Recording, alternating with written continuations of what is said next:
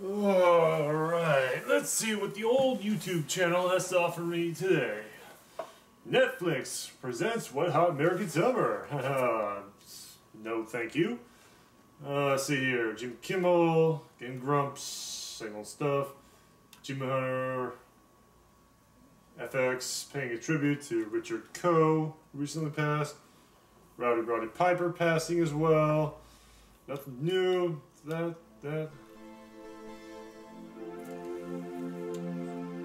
What's this?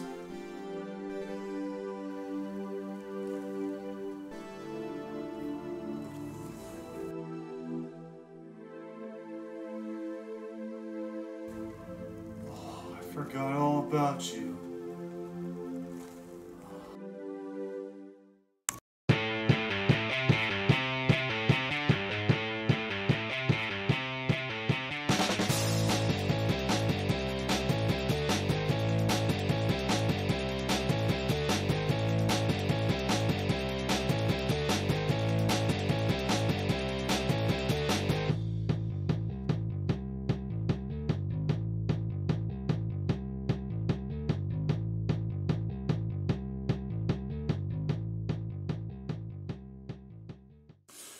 You know, I remember a time before the age of YouTube where if you wanted to look up a funny viral video of a fat kid dancing to a fat kid singing, that it would just be jumbled and all over the place. And you would be so frustrated that you would be uninterested after 5 minutes. But the first thing that really drew me into viral videos was, without a doubt, the animation. And Newgrounds was one of the original sites that brought in both users and creators together to upload their created content onto the internet so that everyone could either enjoy it or hate it. And then there was one cartoon series that wasn't afraid to push the limits when it came to making fun of old people, the mentally handicapped, the police, and fat chicks. And that series was Tomorrow's Nobodies. A series of flash animations that started back in 2002 by the Tomorrow's Nobody team. The series was later rebooted in 2004, and with it being much improved animation, more varied settings, and comparatively deeper plots. It also went on to win multiple gold trophy awards on Newgrounds.com for each of their episodes for being the most viewed videos of all time. And more importantly, it was without a doubt the very first viral series that I followed on a religious basis every other month. So sit back, relax, and watch me as I pick apart one of my very favorite viral shows of all times. This is Tomorrow's Nobodies. So our series opens up with our two main protagonists, David and Eric, who work at a clothing store and, like every other college student, they not only hate their job, but also the customers as well. I've been here for 3 hours! My kid peed himself! You're gonna have to clean that up, sir. Are you gonna ring me up or not? Not. Followed by their opening intro and their music,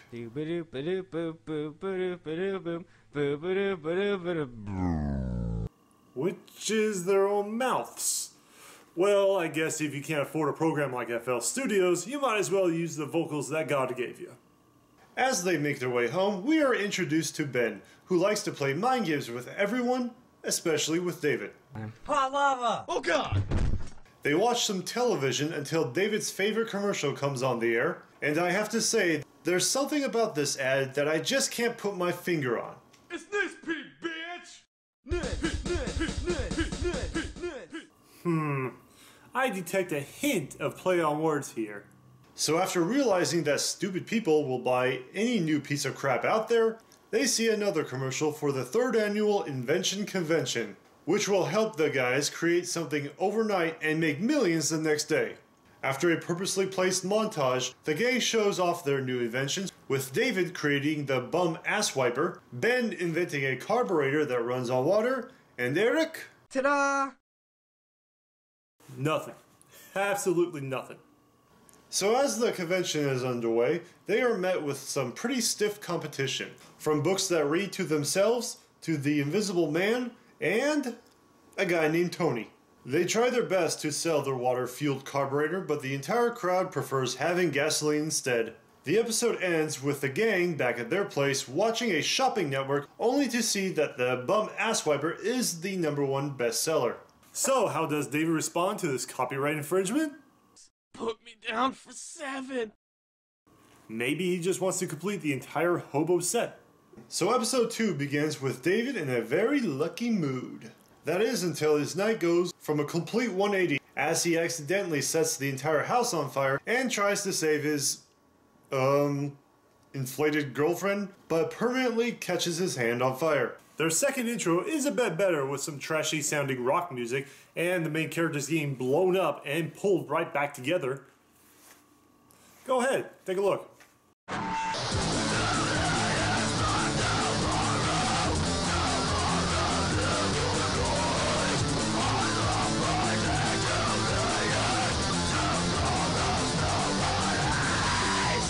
After burning a small dog and a little girl, David heads over to Chris's place for some help. Long story short, my hand's on fire, man. You gotta help. Alright, I got just the thing.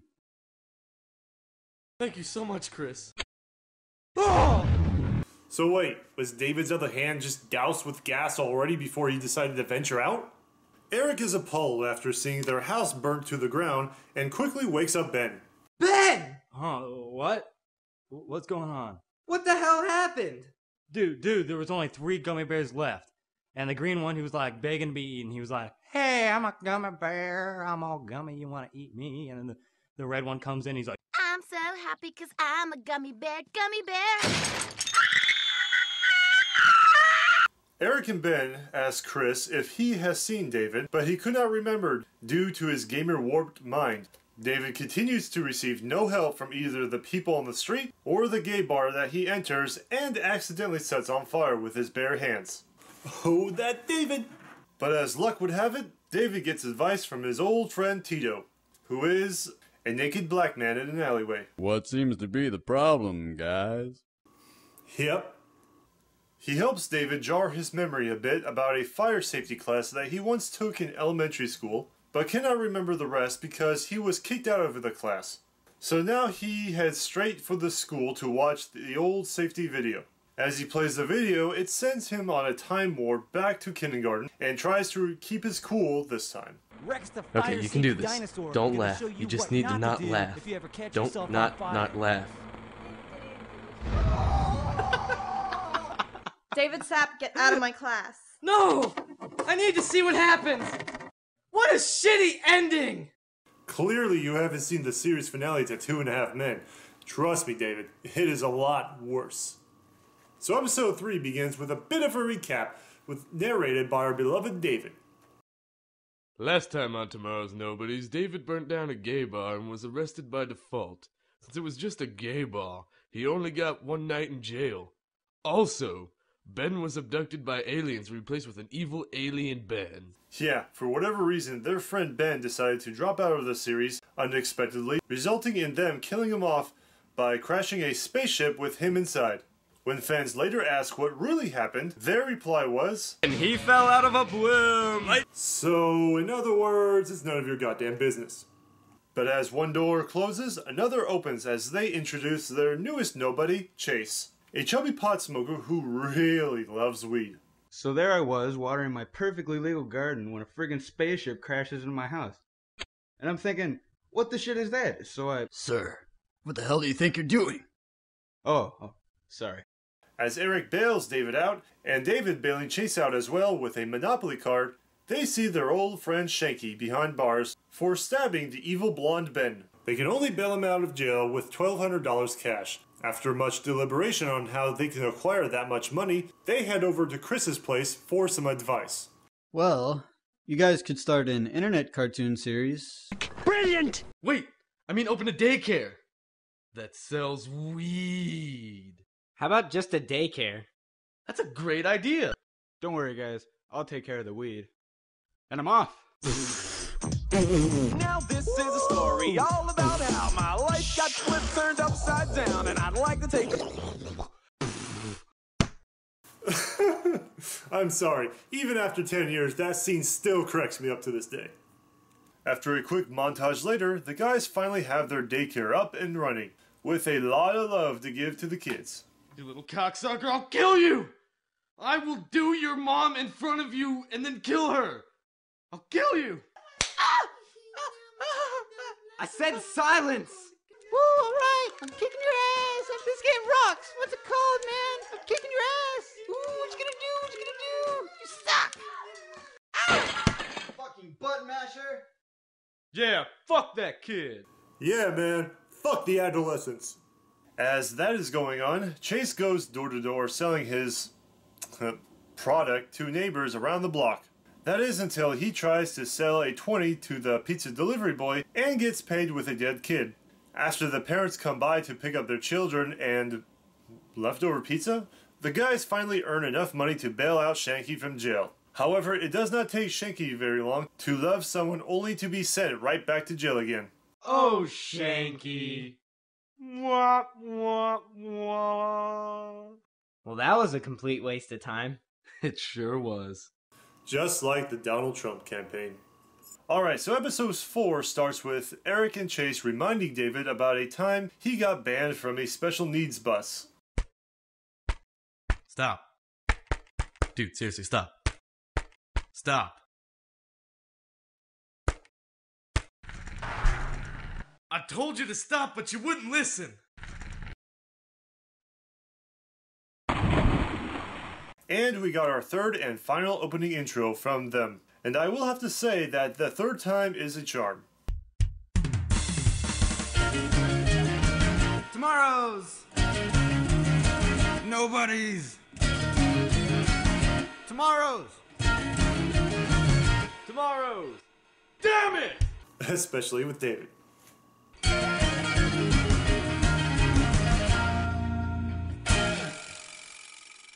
So Eric asks David that it is time to go to the grocery store and to get only what is on the list. And with David's short-minded mentality, he instead buys a cow on the street from an old man taking all of his money, believing that the cow itself is magical.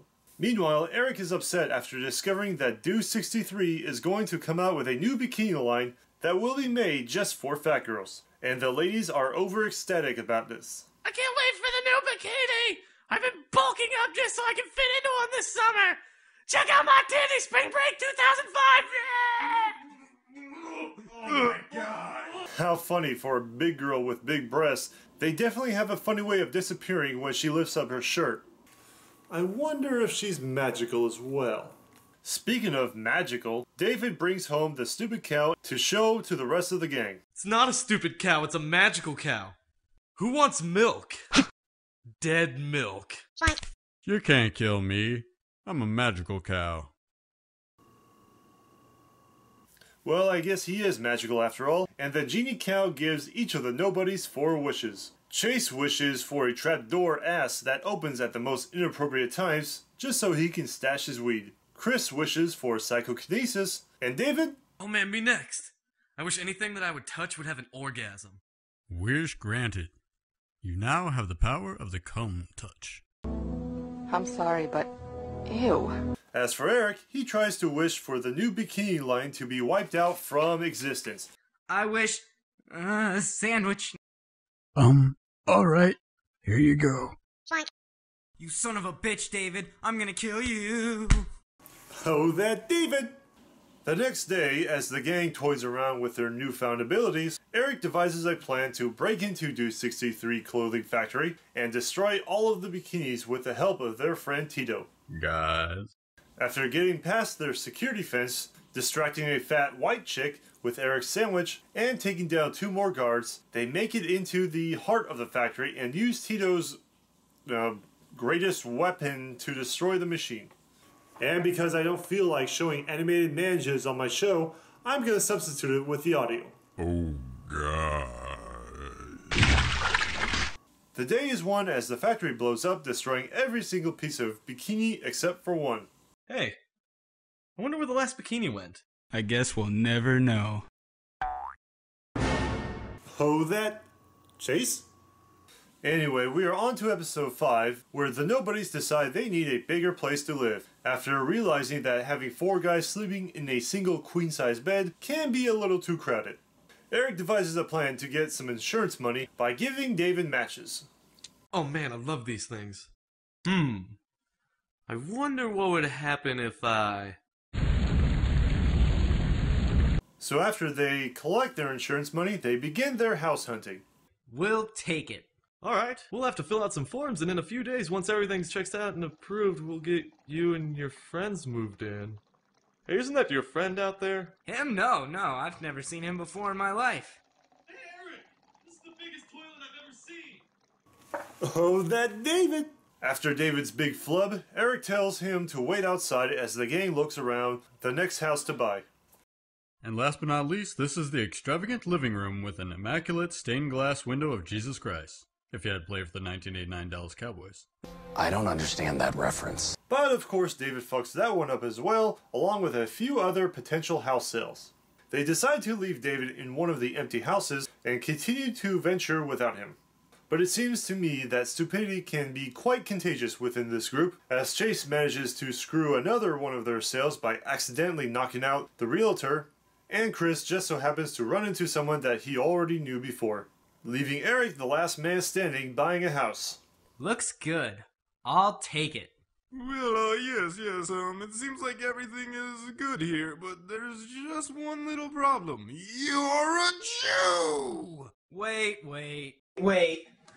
I thought we were gonna stop doing Jew jokes. Which one of you guys wrote that? Whoa, who said anything about breaking the fourth wall here, guys? Normally that's Deadpool's job. So the Nobodies decided to stop their animation for a minute because they cannot figure out how to end their episode. This results in Chase quitting for being frustrated, Chris leaving because the batteries in his PSP are dead, and Eric leaving because... well, you get the idea. Which leaves only one man left to finish this daunting task. Looks like I'm gonna have to do this one myself.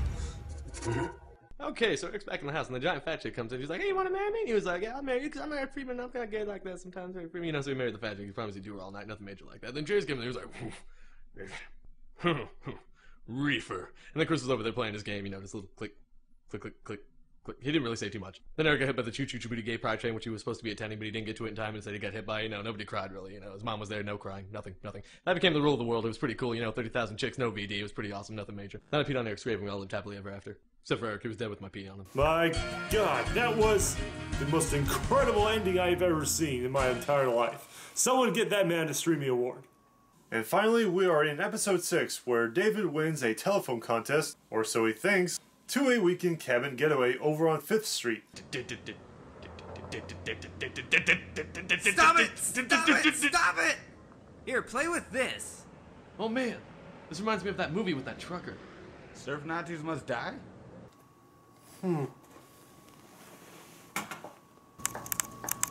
They're devastating the designer wave. The beaches are no longer safe to hang around. Surf Nazis must die. Well, I'll be. So the movie does exist. Anywho, as they make it to the cabin, David can't seem to get the door open with his tree branch key, resulting in Chase just bashing through the wall and making themselves at home.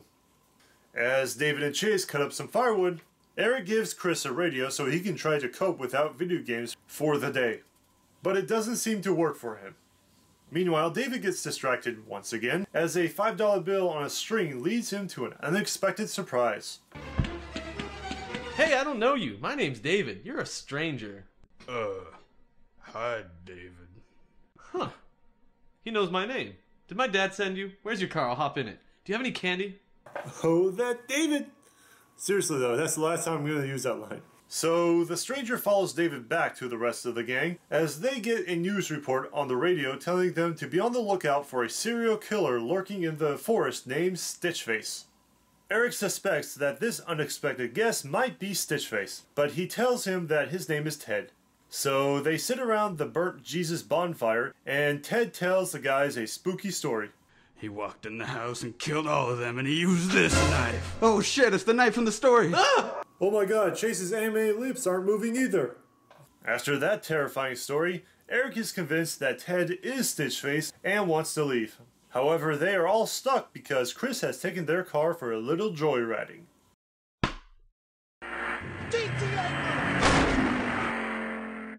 With no other choice, they board up the house with Ted face inside as he tries to make his move but utterly fails completely.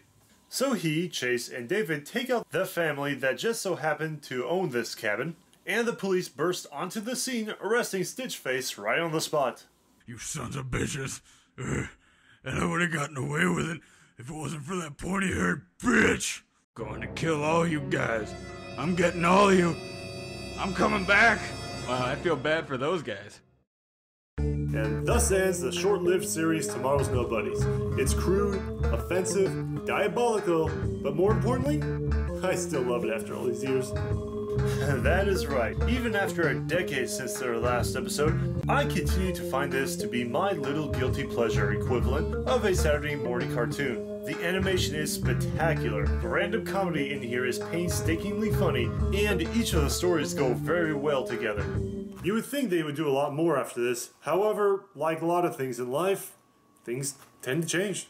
From what I can gather from other diehard fans of the show, is that Chase and David left the studio to pursue their own animated shorts and series called David Forgets. They were later hired by Lowbrow Studios in order to do their own voice work for Mega Man Dies at the End. Eric continued to carry on the Tomorrow's Nobodies mantle with a new cast of friends, but for a lot of fans, it just wasn't the same as before. So Eric went on to do stand-up comedy. As for Chris, well, nobody really knows.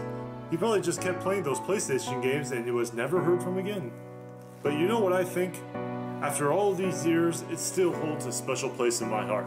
And for all of those nobodies out there. Chris, Eric, Chase, and David, wherever you guys are out there, if you happen to be watching this right now, I just want to say from the bottom of my heart, thank you. Because of your series, it has introduced me to a wide variety of other shows out there that probably would have not been possible if it weren't for you guys. If you watchers out there want to check out any more of their fine videos or any of their other latest shows, you can check out this screen right here and it'll take you straight to their channel. My name is Magnetrex, and I'll see you guys next time on TheBoobTube.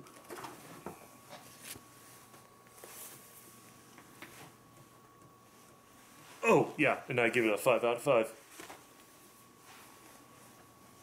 So, where are we going? We're going to Disneyland.